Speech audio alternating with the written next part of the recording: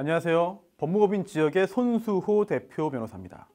남녀 고용 평등과 일, 가정, 양립 지원에 관한 법률. 법 이름이 참 긴데요. 남녀 고용 평등법이라고 줄여서 부르기도 합니다. 이름만 긴 게 아니라 이 법에는 많은 내용이 담겨 있어요. 우리 사회에서 그동안 크게 논란되었던 문제를 해결하기 위한 오랜 노력의 결과가 남녀 고용 평등법입니다.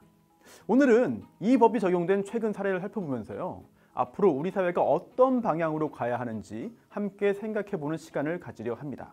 이 법의 목적과 취지부터 살펴봐야 하겠는데요.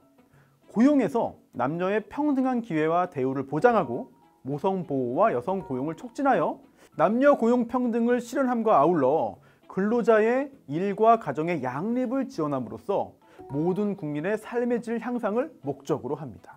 평등권, 모성 보호, 혼인과 가족생활 보호, 또한 국가는 여자의 복지와 권익의 향상을 위해 노력하여야 한다는 규정까지 이 법은 여러 헌법상의 원칙을 구체화하고 있습니다. 이러한 목적 조항을 뒤집어 보면은 지금 현실을 알 수 있을 것 같아요. 고용에서 아직도 남녀의 평등한 기회와 대우가 보장되지 않고 모성이 제대로 보호되지 못하고 여전히 여성 고용의 촉진이 필요하다. 근로자의 일과 가정 양립이 제대로 이루어지지 않고 있다. 이런 현실을 보여준다는 거죠. 자, 이렇게 우리 사회의 구조적인 모순과 문제가 커져가면서 그냥 방치할 수만은 없다는 그런 사회적인 합의가 이루어져서 이 남녀고용평등법이 만들어진 겁니다. 그동안 이 법에 의해서 우리 사회가 상당한 변화를 만들어내기도 했고요. 그래서 오늘은요, 남녀고용평등법이 적용된 실제 사건들을 살펴보면서 이 법의 취지를 어떻게 하면 잘 구현할 수 있을지, 그리고 또 지금 우리가 할 일은 무엇인지 함께 고민해 보겠습니다. 한 대기업 계열 마트에서 일하던 A씨, 발탁 매니저 발령을 받았습니다. 이게 대리급 사원에게 부여하는 임시 직책인데요. 이후에 A씨는 1년 동안 육아휴직을 갔어요. 반년 지나서 복직 신청을 했습니다. 하지만 회사는요, 대체 근무자 뽑아놨으니까 복직 안 된다, 이렇게 거부했습니다. 그러나 A씨가 법에 의해서 복직을 다시 신청하니까 이거 거부할 수 없어서 복직을 시켜주긴 했습니다. 기존의 발탁 매니저가 아니라 엉뚱하게도 냉장 냉동 영업 담당으로 인사 발령을 했어요. A씨는 아니, 육아휴직 전의 업무가 아닌 다른 업무로 보낸 거는 남녀고용평등법 위반이다, 이렇게 주장하면서 부당 전직에 대한 구제 신청을 했고요. 지방노동위원회와 중앙노동위원회에서 다 이겼습니다. 원래 자리로 복귀시키지 않은 게 잘못이라는 거죠. 하지만 회사는요, 여기에 불복해서 재심판정 취소 소송을 제기했어요. 1심과 2심 법원 모두 이거는 부당한 인사 발령 아니다, 회사의 손을 들어줬습니다. 그런데 대법원에서 결과가 다시 바뀝니다. 대법원은요, 발탁 매니저와 냉장 냉동 영업 담당은 성격, 내용, 권한, 책임 이거 상당히 다르다. 그러니까 같은 업무가 아니고 따라서 부당한 인사 발령이다. 이런 내용의 최종 판단을 내린 겁니다. 결국 우여곡절 끝에 A씨는 육아휴직 전의 원래 자리로 돌아올 수 있었습니다. 물론 실무에서는요, 조직 개편이나 인사이동으로 인해서 원래 업무와 직책으로 돌아오기 힘든 경우도 있어요. 또 이에 대한 판례도 상당히 많은데요. 형식적인 직급은 같더라도 권한이나 책임이 상당히 다르면 부당한 발령이라고 본 판결도 있고요. 반대로 육아휴직을 다녀온 광고팀장을 광고팀원으로 발령한 것 그 자체는 부당하지 않다고 본 판결도 있습니다. 즉 실질적인 상황에 따라서 위법이냐 적법이냐 이게 달라질 수 있다는 건데요. 자, 그렇다면 판단 기준이 중요하겠죠. 여러 기준이 있습니다만 우리가 오늘 알아봐야 될 중요한 기준은 이겁니다. 첫 번째, 조직 개편을 비롯해서 업무상 필요성에 의한 불가피한 조치였는가. 두 번째, 임금이나 근로조건이 정과 비교해서 차이가 있는가 아니면 그렇지 않은가. 세 번째, 동일한 자리로 복귀할 수 없는 경우에는 그래도 최대한 유사한 직무를 부여하기 위해서 협의 절차를 최대한 거쳤는가. 이런 기준을 적용해서 판단하게 됩니다. 사실 여전히 육아휴직을 제대로 쓰지 못하는 경우가 꽤 많아요. 회사와 동료가 눈치를 주고 또 내가 지금 휴가 갔다가 나중에 원래 자리에 못 올 것 같은데, 이런 걱정도 하기 마련인데요. 실제로 부당하게 발령을 해서 이걸 본 다른 직원들이 이거 무서워서 육아휴직 사용을 못하게 만드는 경우도 있습니다. 엄연한 불법이죠. 육아휴직은 법에 의해 보장되는 근로자의 권리입니다. 육아휴직을 부당하게 막고 제한하고 불이익을 주는 사업자는 더 이상 없어야 하겠습니다. 다음 두 번째 사건입니다. 직장 내 괴롭힘, 회사 대표 첫 징역형 사건인데요. 2021년에 법이 바뀌면서요. 근로기준법에 의해서도 직장 내 괴롭힘 형사처벌할 수 있게 됐습니다. 이걸 직장 내 괴롭힘법이라고 부르기도 하죠. 자, 오늘 소개할 이 사건, 바로 그 규정에 의해서 회사 대표에게 징역형이 선고된 최초의 사례입니다. 도대체 어쩌다가 회사 사장이 유죄 판결을 받게 됐을까요?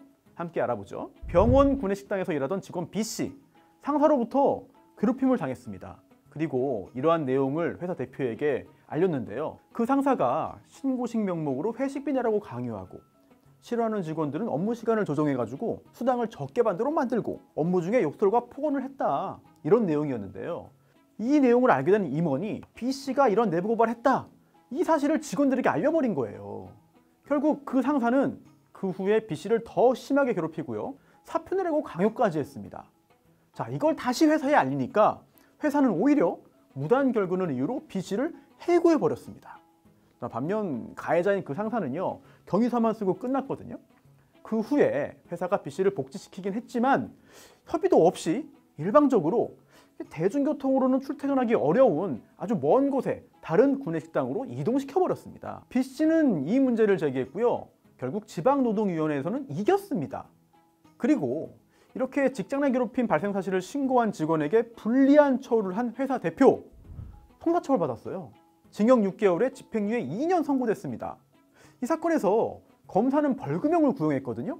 하지만 법원은 검사의 구형보다 더 무거운 처벌, 징역형을 선고했습니다. 대법원에서 확정됐고요. 직장 내 괴롭힘을 직접 행한 그 직원이 문제죠. 그런데 우리 근로기준법은요, 직장 내 괴롭힘을 신고한 직원에게 불리한 처우를 하지 못하도록 규정하고 있습니다. 그리고 실제로 불리한 처우를 한 기업의 대표가 있다면 형사처벌까지 할 수 있어요. 이 사건에서 회사는요, 그 직원에게 저희가 아파트를 기숙사로 제공했습니다, 따져보면은요 객관적으로 더 편하고 수월한 직무예요, 이렇게 주장했지만 거리를 따져봐야 돼요. 원거리 출퇴근 또는 가족 부양 여부 등도 따져봐야 됩니다. 그래서 객관적으로 더 좋은 자리로 보냈다고 주장하더라도 그 자체가 불리한 처우가 될 수 있는 거예요. 법원이 이러한 유형의 사건에 대해서 더 엄정하게 대응할 것임을 짐작할 수 있습니다. 다음 세 번째 사건은요, 국정원 기능직 남녀 정년 차별 사건입니다. 이번 사건은 구체적인 근로조건이 남녀 차별에 해당한다고 본 사례인데요. 정년에 관한 사건이었습니다. 여성 근로자들이 전부이거나 또는 다수를 차지하는 분야의 정년을 다른 분야보다 더 낮게 설정한 경우 여성에 대한 불합리한 차별에 해당한다고 본 판결인데요. 사안은 이랬습니다. 국정원 10급 기능직 여성 근로자들이 있었어요. 출판물 편집하는 업무였는데요. 사실상 여성 전용 직렬로 운영됐습니다. 그 직렬의 상한 연령이요, 만 43세예요. 그 후에 2년 연장 근로한 다음에 퇴직했습니다.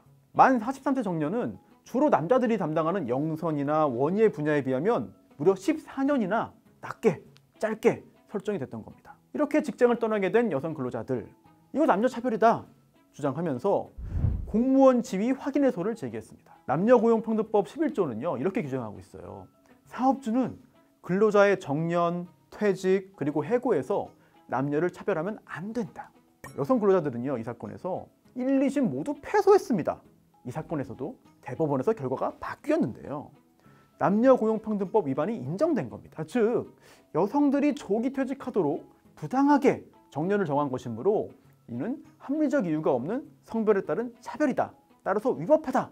여성 전용 직렬의 정년을 낮게, 짧게 설정한 규정은 남녀고용평등법 위반이므로 효력이 없다고 보아서 최종적으로 여성 근로자의 손을 들어줬습니다. 남녀고용평등법상 사업주는 근로자의 정년, 퇴직, 해고에서 남녀를 차별하면 안 됩니다.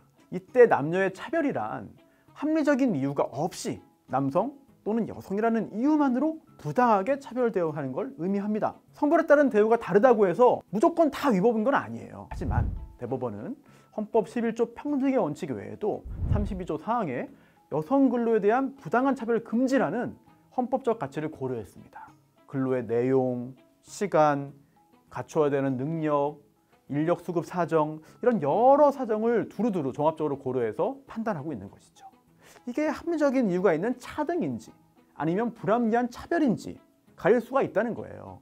이 사건에서 보듯이 남녀의 정년을 다르게 정할 합리적인 이유를 찾기 어려운 경우가 사실 대부분일 겁니다. 지금까지 남녀고용평등법의 목적과 제정 취지를 알아본 다음에 위반이 문제되는 대표적인 실제 사례 3개를 살펴봤습니다. 첫 사건은 육아휴직 사안이었죠. 근로자에게 육아휴직이 실질적으로 보장되도록 제도를 운영해야 합니다. 그래야만 근로자의 일과 가정 양립이 이루어질 수 있죠. 두 번째는요, 직장 내 괴롭힘 사건이었습니다. 문제를 제기한 근로자에게 불리한 처우를 한 이유로 사업주에게 징역형이 선고된 첫 사례를 살펴봤습니다. 마지막 사건에서는 성별에 따른 근로조건 차별이 문제됐죠. 고용에서 남녀의 평등한 기회가 보장되어야 함을 다시 한번 확인할 수 있었습니다. 과거에 비해 많이 개선되긴 했어요. 하지만 여전히 노동 현장에는 성별 등을 이유로 한 차별 사례가 적지 않습니다. 사실 차별인지 제대로 따지지도 못하는 경우도 있고요. 또 차별을 받으면서도 그냥 참고 넘어가기도 하죠. 하지만 나의 권리가 부당하게 침해되면 그 권리를 주장해서 찾아야 합니다. 대법원도 고용과 근로 영역의 남녀 차별에 대해서 적극적으로 인식을 하고 있어요. 오늘 이렇게 남녀고용평등법에 대해서 살펴봤는데요. 우선 여러분들도 법률의 내용을 한번 확인하면 좋을 것 같습니다. 나를 지킬 수 있는 내용이 많이 포함되어 있어요. 이러한 남녀고용평등법의 중요성을 알아두시면 좋겠습니다. 앞으로 뉴스에서 남녀고용평등법이 언급되면 좀 더 관심을 가지고 주의 깊게 살펴보시면 좋을 것 같습니다.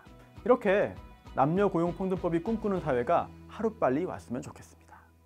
오늘 강의는 여기서 마치겠습니다. 고맙습니다.